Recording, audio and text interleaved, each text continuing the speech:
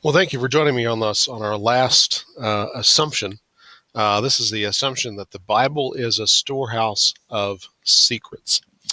If you have been in church any length of time, uh, it's not surprising that the Bible is a very mysterious book. And as such, a lot of Christians have believed that because God works in mysterious ways, as we see various passages throughout the Bible, this they see that there's no way I can possibly understand this book on my own. I've got to have professional help. I've got to have a professional, a clergyman, a seminarian, be able to read that book to me and to help me understand what it means, because I don't get it. Um, that's understandable, and I'll grant you there is a certain amount of familiarity that needs to be achieved uh, until the Bible really begins to open up for you. And that's why I always encourage Christians, just read. Just read. Don't try to work through it. Don't try to make sense of it. Just read it. Take notes, ask questions, but read it until you begin to think uh, like the Bible speaks. I liken it to if you're not a good reader, um, and you pick up a book that is written in a vocabulary that you're not really familiar with, if you stay away from it, you're never going to become familiar with it. But the more you expose yourself to it, it's like even learning a foreign language. The more you expose yourself to it, the more your mind begins to take in that information, take it in the way it's phrased, so that it makes more sense to you. And so, any Christian really can benefit at any level from picking up the Bible and beginning to read. So, how do seminarians interpret the Bible? What's the secret? Well, really, there is no secret, because I just told you. You got to read the text. Now, what seminarians will do, what clergy will do, is they either have helps that can help them do this, or because of their education, they've been able to pick this up, but to read the Bible in original languages. That is the Hebrew, that is the Greek, that even to some extent the Aramaic, but basically Hebrew and Greek. That is, be able to dive back in and see those relationships between words in the original language, and that's tough. And I'll be honest with you, I don't do that all the time. If I'm reading a text and it's a little fuzzy to me in the English, I will go back to the Greek or Hebrew and try to figure out what's really going on here. Why is this not making a lot of sense? But they'll go back and they'll read the text and they'll examine it in original languages, and probably with a lot of language helps and commentaries and so forth, be able to flush the meaning of that text into their own understanding.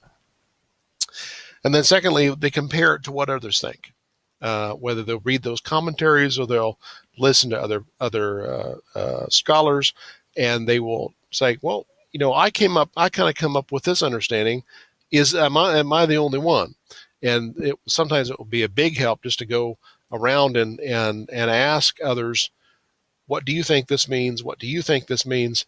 And they will get a larger picture of range of meaning. Sometimes our own cultural experiences, our own life experience, either narrows or expands our understanding of life situations. If you haven't lived very much, and I don't recommend going out and living it up, but if you haven't lived very long, a lot of life experiences closed off to you. And when the Bible talks about things you're not really familiar with, it will be very difficult to understand them. But if you've lived a while, you've had interaction with folks, you've experienced a lot of different contact with a lot of different kinds of cultures, then the Bible begins to open up and the possibilities of its meaning open up. So comparing it to other interpretations, this is why I always recommend studying the Bible in a Bible study, because you have all kinds of people that share their own experiences and thus expand your own. And finally, apply it to life. They've read the text, they've compared it to others, have experienced it and understood it, and then they bring that meaning, that understanding forward, not only walking it through its historical context and the history of the people that lived then and how it's been understood throughout history, but also bringing it forward to now. What does this mean now? What is this? How does this apply to my life today? And it's important to be able to do that, especially if you're a minister, because that's what people are really asking. Why? What does it matter? Why does it matter that Jesus died on the cross? Why does it matter that Jesus rose from the grave 2,000 years ago? Bringing that meaning forward and having it apply to my life today is uh, what those seminarians are all about. That's the whole point of studying the Scripture. And now with these three easy steps, you can too. Listen, it's not that tough, but it takes time and it takes investment. And the question becomes, do I want to make that investment of my time? You want to go to Bible college? You want to take some classes? Great. You get to hear what other people think. But your best bet is to go through and read that Bible and get familiar with how it talks, with how God is speaking, so that you can begin to apply those things to yourself. Listen, a closed Bible is always mysterious. If that Bible remains closed on your desk or on your coffee table or wherever you keep it, if it remains closed, it will always be mysterious to you. I recommend picking it up and reading it. Now, this last thing here on my slide, notice the Bible codes. I just threw this in here. There was something kind of neat. It was about 20 years ago, but this kind of crops up every now and then, kind of a new way to read or a new way to interpret the Scripture. What they did with the Bible codes, if you don't know about it, was that they fed the text of the Bible into a computer, and taking out all the punctuation, the verse and the chapter designations, and just had like plain vanilla text. They then began to look for words with based on how far apart the letters were. So if you had the word dog, where D, O, and G were spaced 20 letters apart, you had D, and then you went 20 letters, and then you had O, and went 20 letters, and you had G. All right. If they could find that, and then they could keep going with that. Well, what's the next 20 letters, and the next 20, and the next 20, and the next 20?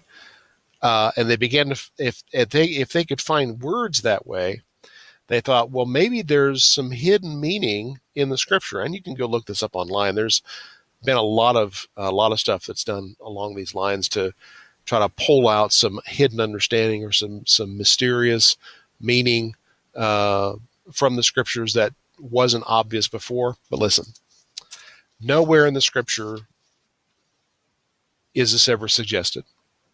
This technique was invented by men. It's often applied to predict the future, but it's sadly how should I say this? The future that it predicts is stuff that's already happened. So they're saying, well, it predicted the assassination of the Israeli Prime Minister. I forget his name. Predicted the assassination of John Kennedy. Predicted this, predicted that. Things that already happened. Things they already knew to look for. The real trick is being able to find stuff that hasn't happened yet. How do you search for words that you don't even know? I mean, the word internet was a word that we didn't know 50 years ago. Could they have looked 50 years ago and looked for internet and found it?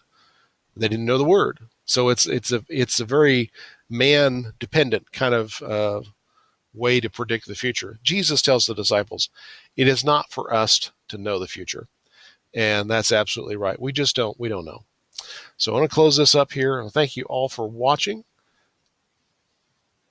You'll have a good day. Thank you.